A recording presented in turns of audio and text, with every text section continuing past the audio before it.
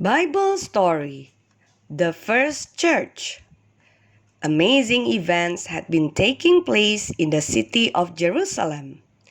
For one thing, there was a big holiday.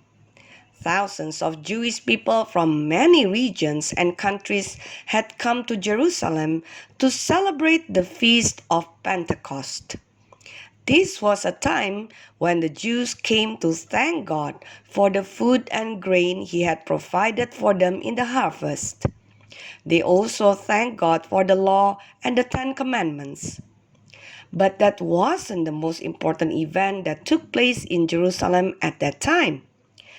Everyone was talking about something new. Peter and the other apostles were telling everyone about Jesus and how he was the Son of God.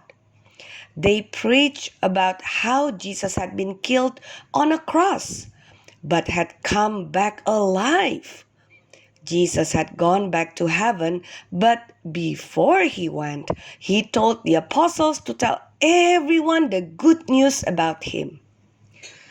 When people heard about Jesus, many of them said they wanted to follow him. They said they were sorry for all of their sins and they were baptized. More and more people decided to obey Jesus and become Christians. Do you know what a person becomes a part of when they become a Christian? He or she becomes part of the church. Being part of the church means that you follow the church leaders, Jesus. Being part of the church also means you are part of a new family. The other people in the church are your brothers and sisters. All of the people in Jerusalem who became Christians were now part of the church. It was a very big church. On the first day, there were almost 3,000 people in it.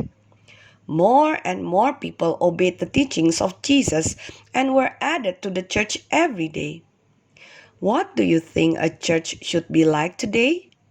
Do you think you can be a good example and help your church be like the church in Jerusalem? The church listened to the apostles teach about Jesus.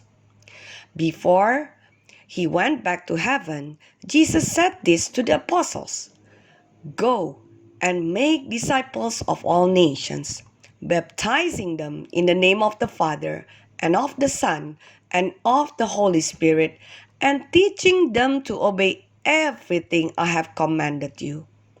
And surely I am with you always, to the very end of the age." So that is exactly what the apostles did. They taught people about Jesus every day. Sometimes people needed proof to show that the teachings were really true, so the apostles would perform miracles to prove it. The church was filled with awe